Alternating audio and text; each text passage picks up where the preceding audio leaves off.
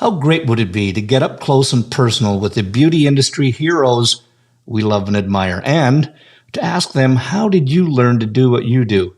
I'm Chris Baran, a hairstylist and educator for 40 plus years, and I'm inviting all our heroes to chat and share the secrets of their success.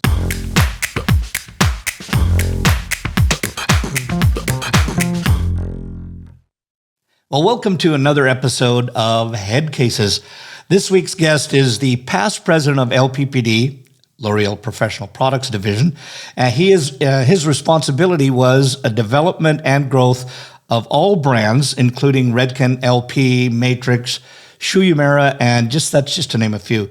He is in the ownership group of Tippy, which was the digital tipping system, and the International Salon Spa Business Network, ISBN, awarded him with the Legend Award. And you'll know why when you hear this, because he has the heart of gold. His whole mission is to help people in the industry.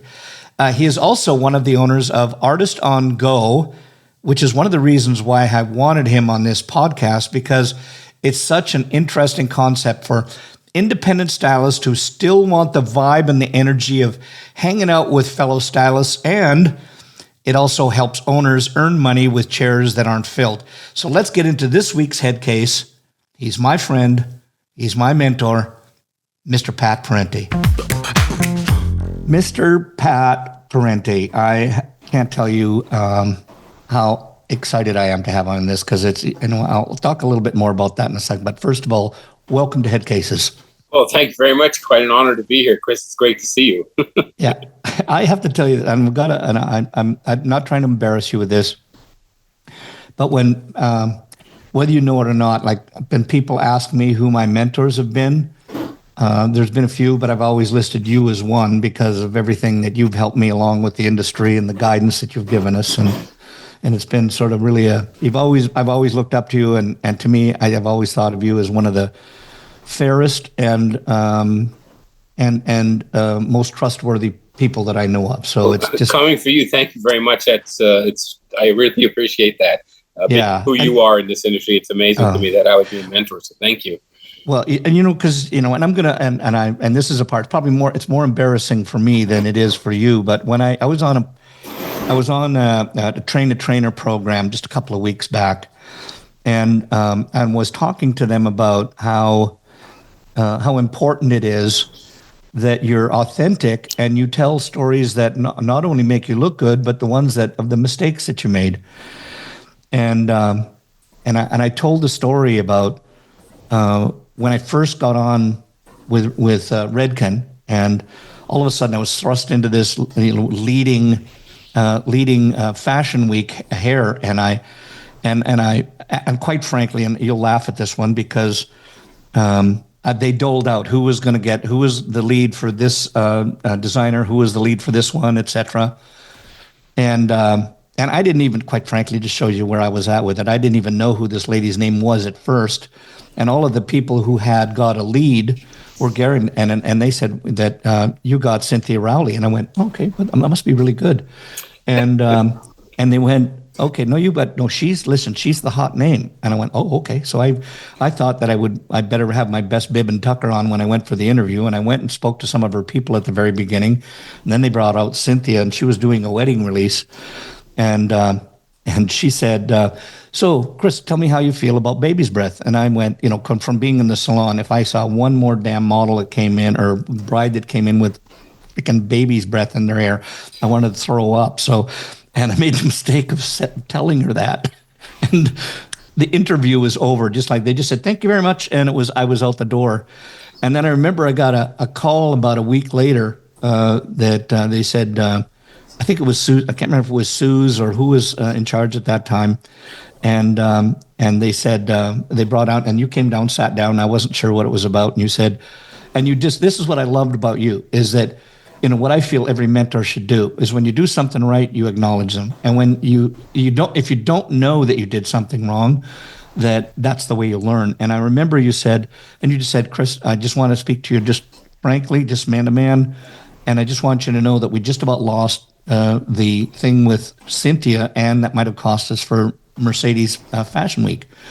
And I was kind of a bit shocked. And he says, well, they said they didn't want you as that person, and they didn't want a Redken person. And I guess you guys had to fight really hard to get back that. And it was embarrassing for me at the time, but it was one of the best life lessons that I ever had. And that's why I say that a true mentor is not just one that's going to candy coat everything, but they're going to help you along and make sure you grow from it. And, while I was embarrassed at the time, I have no problem with it now, because it was one of the best growth treatments that I had at the time, not only from just what not to do and say, but also how to approach people. And you've always been just the aces and spades with me on that way. And I just want to say thank you again. My pleasure. I enjoy every minute of it. Yeah. So listen, and we always like to start this way. Is I find that whoever's watching and listening to this, they want to know, like, the hair story, like how you got it. And obviously, you're in the corporate world, so you weren't necessarily a hairdresser. But how did you get involved? How did hair come about? It's one of the more interesting or more normal stories for the time frame that I was in.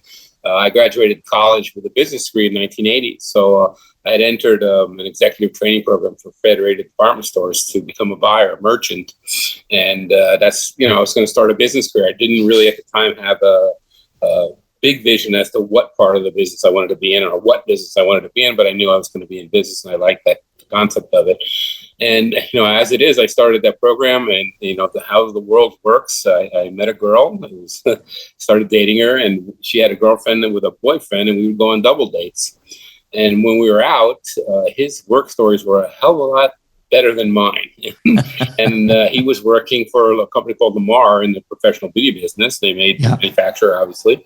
And I said, this sounds like a great place to work. And he said they need a business development manager for Nucleic A, small brand that they had in the Northeast. So I applied.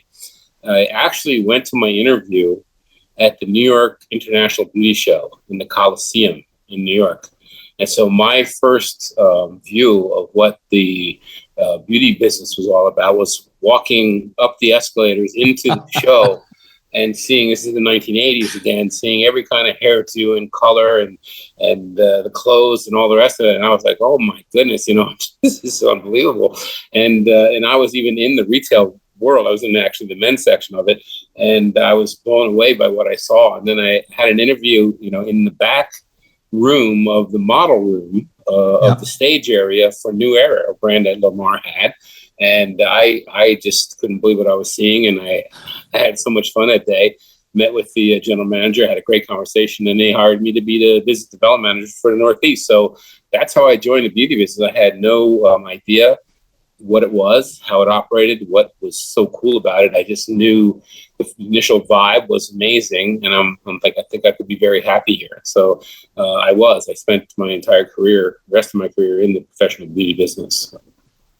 What was it like for you? I mean, obviously coming from the business side and then getting into this, what was the turnaround like? Because I mean, I'm sure there was, like, if you don't know anything about the business, you've got to get some information from somewhere about how it goes, how it operates. I mean, business is business. We know that. And I remember, and I mean this with all due diligence, and that you called yourself this, as I remember one of my business partners and I had a meeting with you one time, and you just said, well, I'm just a bean counter. And I always say that, like, I'm just a hairdresser, and not, I always just say I'm just a dumb old hairdresser. I don't mean hairdressers are dumb, just me. But I always loved that you said, and we were very honest, you just said, look, I'm the numbers guy. But what was that like? Was there an orientation? Was there things that you had to learn about differences in the beauty business from stuff that you had learned, or any other thing? Or is it similar? So I think basic tenets of business are pretty similar.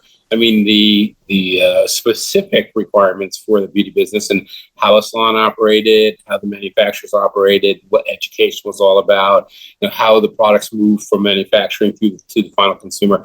I mean, these are things that can be in any business, that there would be rigorous business processes around it. And so you just have to learn the insights. I'll tell you the insight for me.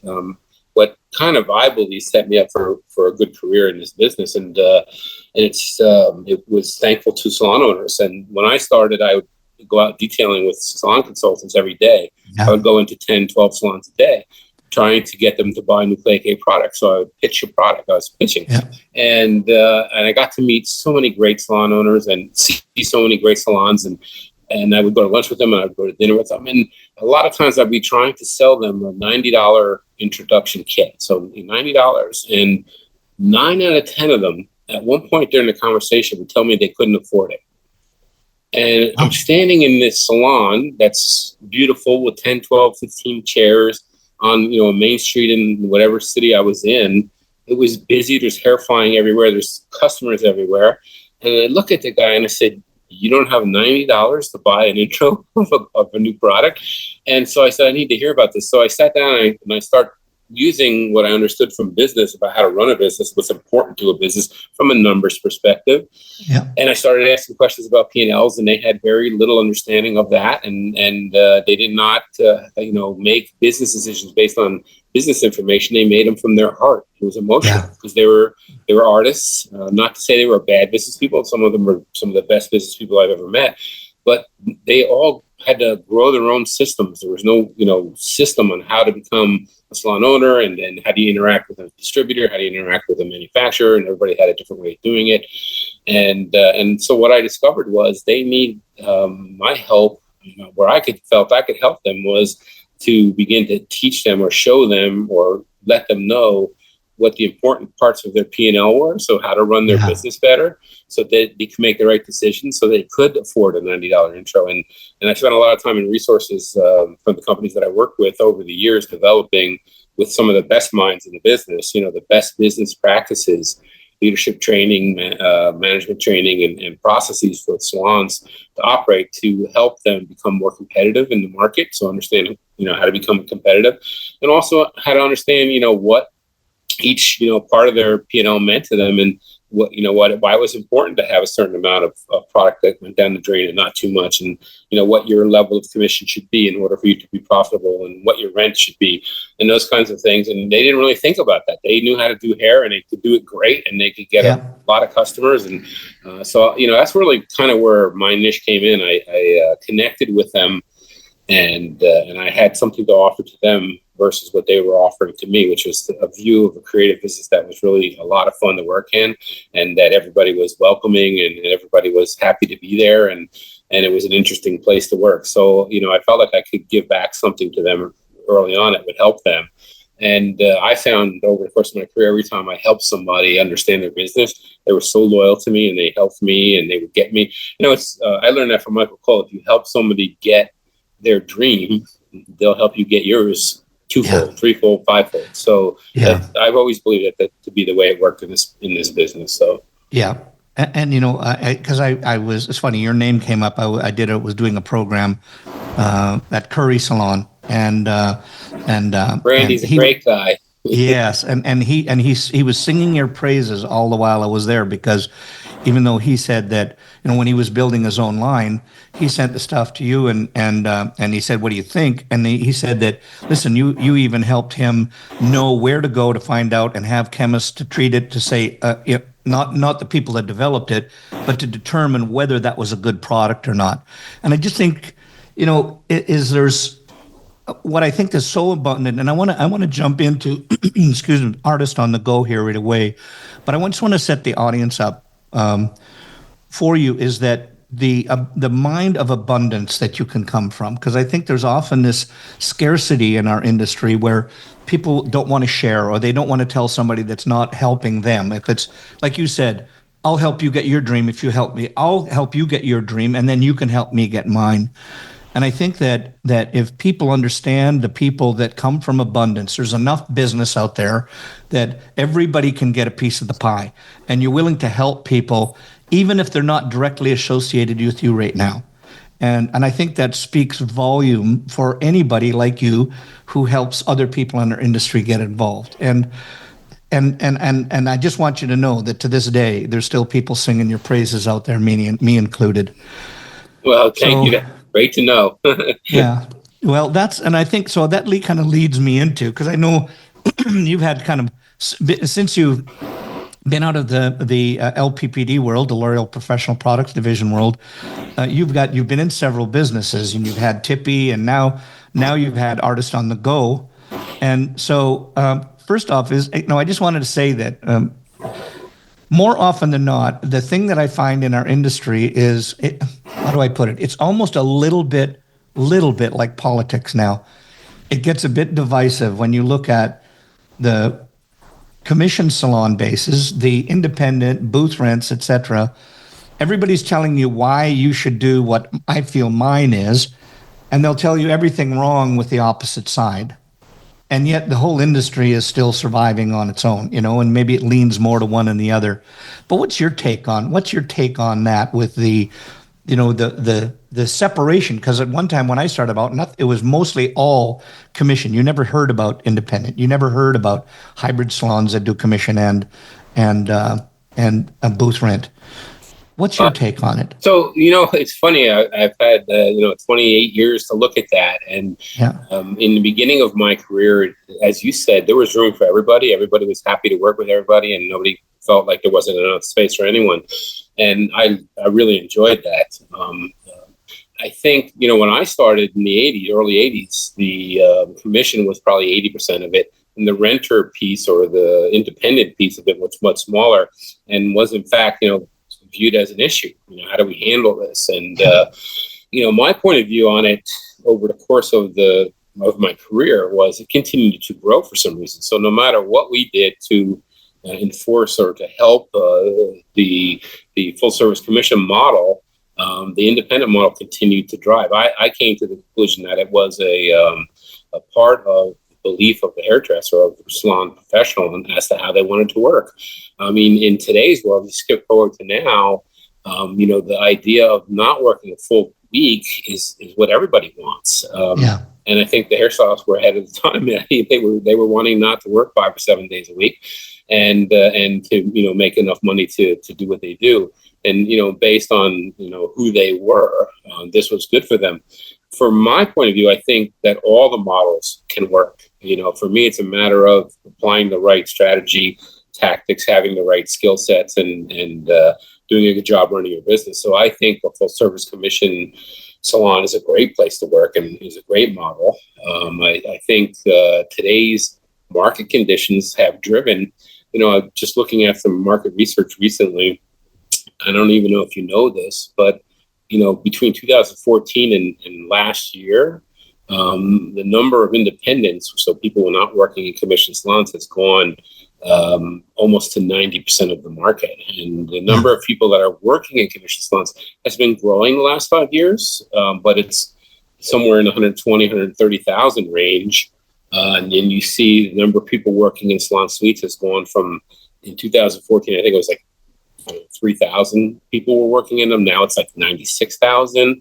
And, Wow. So the independent piece has gotten bigger. So it doesn't, to me, say that there's something wrong with the full service commission part of it, but it says to me that there's an alternate model that the main players, so the stylists themselves, the hairdressers, the salon professionals, drive by their actions to say, I want to work independently. I want to work for myself. I want to dictate my own schedule. I mean, the information that we're seeing is that most stylists, the majority of stylists now, a full-time job for them is 3 days a week. And, they want to be home at 3 o'clock to pick up their children and from school. And they want to have the flexibility of the hours that they need to do their life, to live their life. So seeing the rental model grow was not surprising to me. All the elements were in place in this business for that to happen. Seeing it grow as big as it did was a little bit of a surprise to me. And then watching the suite phenomenon come, and the suites have gone from 300 locations to 9,000 locations in 10 years. That is telling you that there's something right about the model, right? Because how can you grow that big unless it's acceptable to the market and to the people who are in the market? So I think, to make a final comment on that, market conditions today, the cost of rental, the cost of finding, acquiring, and maintaining quality stylists in your salon, cost of running a salon, energy and everything else that goes with it, even the products, continue to rise. And so it becomes, really difficult, and you have to be really focused on how you're running your business model in order to make money. The information that I've been looking at tells me that the profit margins at salons have dropped in half in the last 5 years. So lots of reasons for that. One of them, the retail issue that's out there. They're not retailing as much, which is very, very profitable. Yeah. But the fact of the matter is, I think that the renter side of it has grown, and it's just a part of it. I don't think it's black and white that one is good and one is bad. I think they all have their positives and negatives, and it really depends on what you want. But it seems to me the trend right now is for independents to work in more of the rental environment than it is to work in the commission environment. But there's still a very strong, and as I said, over the last 4 years, it's grown about 20%. So that's good news. So there's still a strong commitment to the full service model out there. So again, going back to the original statement, I think there's enough room in the business for both. Yeah. Yeah. And I'm wondering how much of, there was obvious a lean, and I'm just making, excuse me, a pure assumption here. But, based on some of the things, some of the business that we're in independently is creating models and systems, which I got from my training with through L'Oreal, is that everything, and some of the other teachers we've had, that anytime you have a business, you're going to make it scalable. It's got to have systems in place. And I wonder, and again, just an assumption, I didn't get this from anywhere other than my observations in the industry. When I go to salon to salon, when I see people that are caught mindset wise on, this is the way I was trained, this is the way that I did things, that I was told to do things 20 or 30 years ago, and they're trying to perpetuate that model when we have a new mindset of stylists that are coming in that may not want to be accommodated in that and kind of field. Meaning, you have to work 5 days a week. You have to put in your 40 hours. You can't leave the salon if you're in your business, because you got to be here for people. And I'm not saying any of that's wrong. And for viewers and listeners, don't take this wrong way.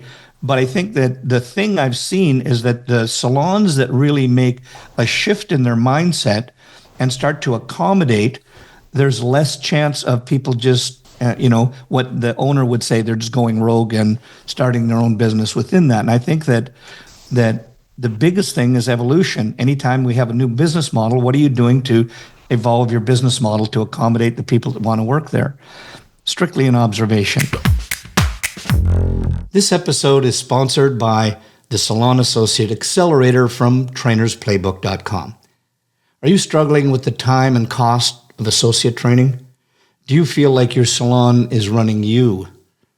We'll get your associates on the floor, all with 90% less time from you, so you can get back to building your business. Get them world-class design, finishing, color, and client care skills they'll use every day for the rest of their career, while you focus on realizing your vision. Go to trainersplaybook.com and get the Salon Associate Accelerator. And now, back to the show. For me, I think your observation is pretty good. I think the shift in consumer behavior and the shift in salon professional behavior, all reflect the current marketplace and things that have happened, socially, economically, however you want to look at it. And, I don't think that, again, any of it's good or bad. I think it is what it is. You can see how, it's growing on both sides of it. I think if you're committed to the full service model, you can do a great salon and make great money and have a great environment for stylists who want that option, because there are lots of them that want that option. But if you're on the other side of it, and you're independent, you want to have your own schedule, and you're looking to rent a place, it's interesting for me because, these things are always begin unorganized, right? It becomes a solution to a problem that somebody just realized existed, right? To talk about Artist on Go, which is, a project I'm involved in now, the beginning of that company was because the founder, Dharmendra Manwani, who's my partner in this, he was the CEO of Jean-Claude Leguin. He had 320, 340 salons worldwide. So he dealt with all the issues of running a commission salon, and he loved the business, and he was committed to the business, and he struggled with, maintaining a really efficient, keeping his chairs booked and making sure that he had an efficient salon. Especially, he opened a great one in New York, and it was Salon of the Year, and the rent in New York is not cheap, and he had a hard time keeping all the chairs full. And he realized, as people started coming to him to ask if they could rent a chair here, rent a chair there, and although he didn't like the idea of it, he realized it could help him pay his rent. And he started to do that. And lo and behold, a light bulb went off and said, look, this is a great opportunity, because this half of the world and all these hairdressers that are speaking to him about wanting to rent or work, their own hours and their own times and choose that, is an opportunity to change the way that all of that happens, which in this industry is usually one by one. So, if a salon owner came to the conclusion that they wanted to rent a chair to help them pay their rent or help increase the revenue of the salon, they had to figure out how to do it all on their own. How do you go about finding the stylist? How do you rent it? What contract do you have? All the answers to the business. And Dharmendra and got together, and we put together with his sister, who's the technical writer, put together a digital platform that does all of that for both sides of the equation. And so we organized very efficiently, very quickly, a platform that can help any salon. It doesn't matter what you consider yourself. Any salon can be, again, full service, can be considered hybrid now, which is full service with rental, or it can be salon suite. It can be any kind of salon that wants to rent chairs to make revenue, to help the salon grow. And the impact that we've seen is that the salons grow. It helps to pay their expenses and/or becomes very profitable for them. And so we set up a platform that makes all of that very easy for both sides. And I can just give you some examples, if you like, on how it works. Because I think for me, it's an amazing idea. So the first secret to this is that the way that we do it, we can fractionalize the inventory. So the inventory management of chairs in a salon for us can be by the hour, by the day, by the week, by the month. So we can rent a chair to somebody for 2 hours, 4 hours, the whole day, a month, a week, 3 days, it doesn't matter. We have flexible plans for everybody. So whatever your need is, whatever you need, a number of hours that you need to do your clients in a salon. And so the way that it works is, if you're a salon and you want to rent chairs, if you want to bring renters into your salon or bring stylists into your salon that are not full service commission, you sign up with us. So you come to artistonthego.com and you take a look at it and you register. And the software that we have is amazingly helpful and takes about 2, 3, 4 minutes for you to go through it. And we can help you with our concierge. So we have a concierge service, and we can help you sign it up.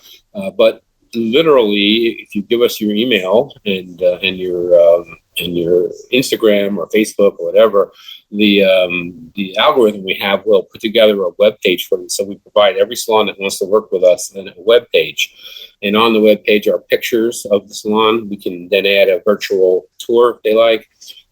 All of their pricing level is decided by them, by the way. The salon owner decides that. We recommend it. Their location, the amenities of the salon, the services that they have, the products that they carry. And then we have a set of amenities that we ask them for each of the people who will be working with them, the renting from them. So we secured the use of the backwash, shampoo and conditioner. We secure towels. We get the stylist a storage place within the salon. And so all the amenities, so when you're walking in as somebody who's coming into the salon to work there, or like you work there all the time. So you're not treated like a second-class citizen. The salon chooses all of these things. So the salon owner makes all the decisions around what the amenities are and how they're going to do it. They choose the dress code. All these things are in there. And we provide some insurance to cover any issues. And, once the salon fills out the registration form, which again takes 3-5 minutes, not hard at all, we look at it, we verify everything on it, and they approve everything that's on it ahead of time when they send it to us. And then we publish it. So then they're listed on the Artist on Go site. And there's a beautiful page with pictures of their salon, again, and all the information anybody would need to know. Conversely, on the stylist side, it's the same thing. A stylist would come to us and say, I want to sign up for your platform because I want to use it to find space to work. And so we create a profile for them. They provide us the same information, email, Instagram, whatever they're using. We create a profile for them based on their work and their history, and they load it in. So we check it, then we publish it. So now they're published on the site. So a salon owner now has their salon listed. A stylist is, let's say, in New York City, wants to work in a salon, goes on Artist on Go. We have a matching technology, which is really, really nice, which helps us to ensure that we're putting the right stylists in the right salons. And so when they come on, the stylist say, okay, I want a salon in Manhattan. We'll ask them 7, 8, 9 questions. You want a luxury salon, you want a premium salon, what location, where in Manhattan, several other questions, which narrows down and gives us a really good indication of what this person is looking for, what services they want to perform. And then we serve them up, 3, 4, 5 salons in that market that fit that criteria. So we're serving them salons that we know have the amenities that they want, the look that they want, the feel, the vibe, and they know that we know that that's the kind of place that they want to work in. And then the salon owner gets the request, so the stylist would decide how many hours they want. They can buy a package, a monthly package. They can buy a daily package. It's all there. They can choose all that. Artist on Go collects the money and then gives it to the salon owner. So that's the only transaction that happens is this whole thing. So all that Artist on Go is doing is facilitating the transaction between the salon and the stylist or the hairdresser. And we don't get involved, nor does the hairdresser get involved with the booking or the billing or anything that the clients do with those stylists. They're on their own. That's, it's 1099. And so they're on their own on that. But the salon gets from us a complete dashboard that makes life so easy for them. It shows them the calendar. It shows them everybody who's coming. All the profiles are there. They can message them through the application. All the rules and everything are there. They have the approval button. So when a new stylist says, yes, I want to come work at the salon, I'm going to buy these hours, the salon owner can say yes or no. They can look at the profile of the stylist and say, I want them there or I don't want them there. And once they do it, if they like the person, they can just put it on automatic. Then that person can go in anytime that they want. But it doesn't take a lot of time for the salon owner. Again, the calendar shows them who's coming, when they're coming, shows all the bookings they have for the month, shows them the money they're making for that month, what they've collected, what is projected for the rest of the month or the next month, following month if they have bookings. Again, everything they need to know. If they need to contact us, they can do it through the app. They can get to the concierge through the app.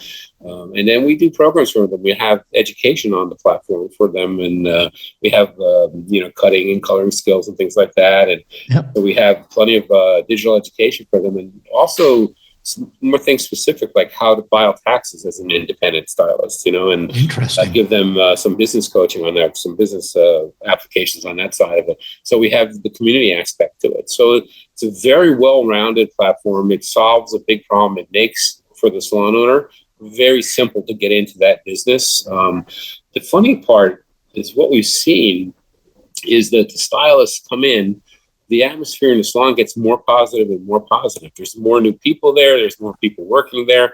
The salon sells more retail because the clients are coming in and, X number of clients that walk in the door are going to buy something. So you have 2, 3, 4, 5, stylists coming into the salon, renting a chair. And from our perspective, that creates a great environment, a great vibe in the salon. And we found, the research that we've done with the stylists that are working with us, that they prefer to be in a salon environment. They want to be in the middle of it, where everybody else is, where there's people, where there's community and the rest of it. And they love those environments to work in. And so having the opportunity to work in a great salon in any part of the country is a great option for them through our platform. And again, it makes all the management side for the salon owner a 2-minute a day. Open up the app, look who's coming, understand your money.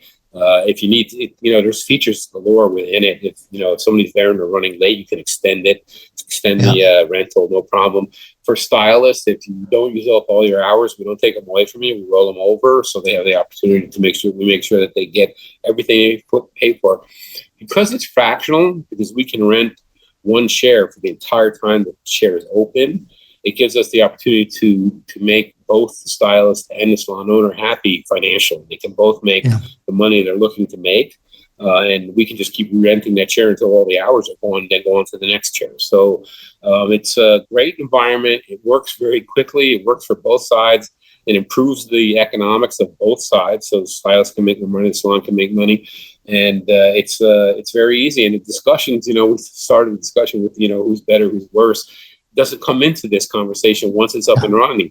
The salon owner is happy to have them there, and the full service commission stylists are happy to have them there, and everybody's happy. And we don't see a lot of people saying, "Oh, I want to go rental." If you're committed to commission, you're committed to it, and they like it, and they just enjoy having those other people there, and the people enjoy having that environment. Overall, the platform is super efficient, very easy to use, and it does something very well, which is manages unused chair inventory in salons and finds you great partners who are, again, qualified stylists. They want to be in that kind of environment. We serve that up to them ahead of time.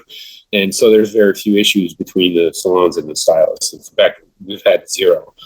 So it's been a great experiment. We're very well developed in New York and Manhattan, and we're launching nationally now. So we're starting in LA, we're starting in Miami. We're going to go to Dallas and Austin and Chicago and Boston. And so we're beginning to go city by city and working with people from all parts of the industry to spread the word on it. We work with distributors, we work with manufacturers, we work with educators, we work with influencers, we work with POS systems. So everybody who's involved in the business who has anything to do with it, we've reached out and talked to them, and they love the concept. They see the solution, they see how efficient it is, and they're happy to help us spread the word. So that's what we're doing. We're trying to create an environment that helps the salon owner and the stylists, reach their dreams, get their goals, and it provides a financial opportunity for everybody, and the technology drives it.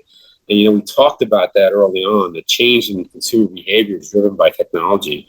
And you said to me what I was doing when I left L'Oreal, when I retired. I spent most of my time working with companies in the technology sector for the beauty space. Trying to help salons, modernize and bring in systems that can help them make more money and run their business better. So I've been dedicated to that. I think for me, it's giving back a bit. And I always wanted to be in a position where I could help everybody, continue to grow and prosper and do well in their business and reach their dreams and their goals. And this platform, it's kind of the right time in the right place because of the information I shared earlier. I mean, the trend is just continuing to move towards this, and we have a solution for it that's good for everybody. Yeah, because it's always, any successful place is always finding a problem that's out there and giving people a solution to it, and that's exactly what you're doing here. Yeah, so we didn't create the problem, we just recognized it, and didn't even consider it a problem. We just considered it a fact of the market, and said to ourselves, look, we can really help develop this, and put strong systems in place that help everybody make this a very easy thing to do and make it profitable for everybody. So that was the whole goal. Pat, this is another thing that's coming to my brain that we can maybe help people with. That there's the first question I always hear that comes up whenever people are in their own business, whether it's within a commission-based salon, hybrid salon, or whatever. If they have a chair and a place to go, do they still bring in their own product, or is there an inventory system within the salon that they either purchase from, or how does that solve that problem for them? It's part of the amenities that I mentioned that we negotiate with the salons when they come to work on our platform, to rent on the platform. So what the deal that we have in place, the salon owner allows the stylist to use the shampoo and conditioner at the back bar. So use the styling products that are at the styling station. But honestly, most of them bring their own styling products with them. Remember, I said we asked for a place for storage so they can store their products there. But if they need a product, let's say they're going to do a hair color service and they're going to use Redken hair color, and the salon uses Redken hair color, the deal we have with the salon owner is to sell the product to the stylist so that they can use the product in the salon, and or allow them to bring in what they want. So this is where, the partnership with distributors, and they can place an order before, have it delivered to the salon waiting for them. So that's always an option. So we just facilitate that process. So it works both ways. They can use the shampoo conditioner at the back bar, and they can bring in their own chemicals or use the chemicals and pay for them from the salon owner that are available, whatever brand they're carrying. So it really depends on what brand the stylist uses and what brand the salon is carrying. Yeah, and I know that I've seen some hybrid salons that they found that there sometimes where people were leaving to go independent, and sometimes they came back. But the way they solved it was they built their business so that it had two kind of areas. They had suites or booths, and then they had their larger commission area, and they also set it up so it was legal, so that they had a central place that had all the inventory, and if you're an employee, then the employee would go and just say, "Here's the product I need," and that obviously was the same way it always had been. And but the people that were in booth or in suites could go, and it was just almost like you having your own distributorship there.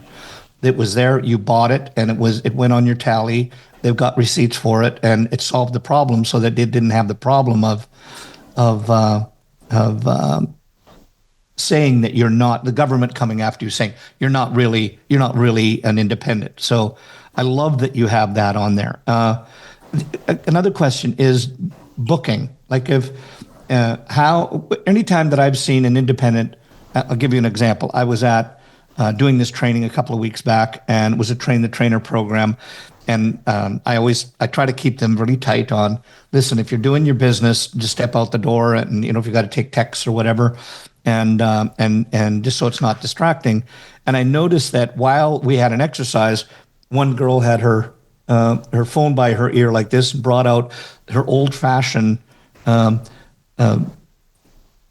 book, and she was just writing in on Friday, whatever date, and she was at 9 o'clock, and she was writing in a client's name.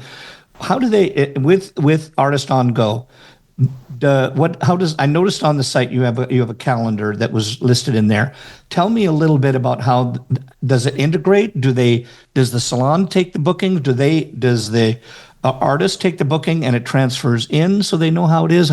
Tell us how that works. So, I mentioned it earlier, we don't get involved in any of that. So our platform simply is booking that chair for that Oh, I see. that salon. So the stylist themselves is responsible, and you mentioned the legality of it, for booking their clients. And we find there's a lot of different ways to do it. Many of the beauty software companies have an option for that, but Square and some of the other bigger ones that you hear that are out there now also have solutions for independent stylists to use on their phone. And so the booking and collecting of revenue for the stylist is completely up to them. The salon owner doesn't get involved in it. Again, that separation. So yes, it's truly an independent person. They're booking their own clients. The only thing that the salon owner and stylists have with Artist on Go is to book that chair for that amount of time, whatever it may be. So we don't get involved in all the rest of that, which is, I think it's important, again, for separation. And also it makes it very simple for them both to understand what they're doing. And, having all the amenities worked out ahead of time really helps us with that. Yeah, it is awesome, and I love that. So the idea behind this is I love this whole point that somebody can go somewhere, because I keep taking, at the very first time that I heard about this, I kept thinking that it was where if you had an influencer or an artist that was going from city to city and doing shows and was on his own, or a session stylist, they had a place to go. But it's much more than that. They could do it, right? But you also, if it's just, I live in Phoenix and I want to stay working in Phoenix, and I want a place that's either close by or someplace that I really want to work at, but I want to be an independent that's working in that salon. And so that's a biggest piece of the business is that. I can give you other examples of interesting things that we see, like in Manhattan or in New York. We'll see a stylist who will do about 80% of their business in Manhattan, and then book a day in Bronx, book a day in Queens, book a day in Brooklyn. So do another 20% of the business where their clients are in other boroughs. And so we see a lot of that. But, for the most part, they find a salon that they like a lot, or two salons in their area that they like a lot, and they pretty much focus their business on those places. Yeah. Well, even, I know I did an interview with Mike Karg, and he's based out of Switzerland, but he also books in Manhattan. I think he has another couple places, whether it's down in Florida, wherever, that he goes to. So when he comes in to do shows, he literally goes from one place to the next. and he might do a few more days, and he'll do it in Manhattan. Then he'll go to another city if he's got somewhere nearby, so he can still be making extra money while he's doing his shows, etc. There's all kinds of applications for the technology. I mean, we have people come to us looking to book entire salon to do a trend or to do a training, and so we can book an entire salon for a day or 2 days for them, and then they can go in and do what they need to do, whether it's filming or cutting or teaching. So we have all kinds of different requests. It's interesting that the platform's extremely flexible and it works for all the applications. Again, it's the most efficient process to manage excess chair inventory in a salon environment. Again, doesn't matter what salon, full service, hybrid, salon, suite, doesn't matter.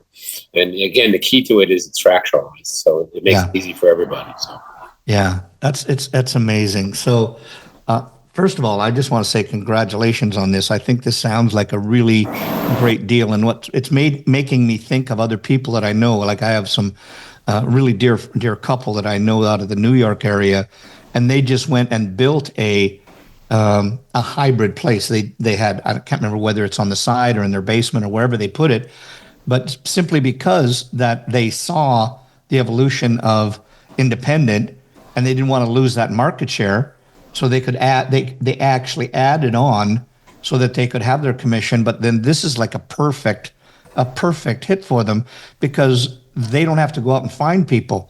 And the other thing that I was thinking was there still is this rationale, this business rationale, and I'm going to use the word hearken because I just want to try to fit that in. This harkens back to just foundational commission-based salon. I've got a chair. I'm open for 10 hours a day. What am I doing to make sure that chair is creating revenue? So if I've got somebody is there from 9 to 12 in the morning, and then I've got somebody there in the afternoon, it's making money. But if somebody's not using it, then that's lost revenue for me as the owner. So whether that comes from the commission that I get or the rent that I get from the chair, it just makes perfect business sense that you're actually creating dollars based on renting out the stuff that's not being used. And Chris, that's the way we look at it. You have an asset that is underdeveloped because you're not using it all the time, and we help you develop it and use it to its full extent. And again, it's not a negative or a positive to any of the models. It's a fact of life today. And, we spoke about the trends of what's happening at the workforce level. And, it's not just in hairdressing, it's in everything. Nobody wants to go to an office anymore. You can see what's happening in that world. And so kind of the hairdressers are a little bit ahead of the curve on it. But I think now it's, completely acceptable. And I believe that, what we've seen, the reaction that we've seen when, somebody comes to the conclusion that you just came to, that, oh, I should rent that chair and make money from it. It doesn't interfere. It improves the salon environment, improves the retail sales. It gives a better vibe, and they're busier. There's more people coming, and so it's a better solution for them for that way to do it. And again, they don't have to figure out how to do it on their own. We have it all done for them. It's very simple. Yeah. No, I love it. Well, listen, so I just got to say this, saying this to the people, whether that are listening out there right now watching, is that if you're a stylist or a salon and you want to get involved with Artist on the Go, just check the show notes that are going to happen for this link, and there'll be a link that it can send it to you, and you can get more information on that and go. And I just want to do one other thing just before we go for that is also you've been involved with Tippy, and I want to encourage people just to go to meet Tippy, MEET, and then Tippy, TIPPY.com, and it just helps people with their tipping services. And you said that they actually get more, their tips are actually greater once they're on this than they do them just by the consumer to the stylist, correct? It is. It's a much more efficient system, and it works for everyone. Again, it's one of those great uses of existing technology that people are used to. I mean, now that process is everywhere you go. They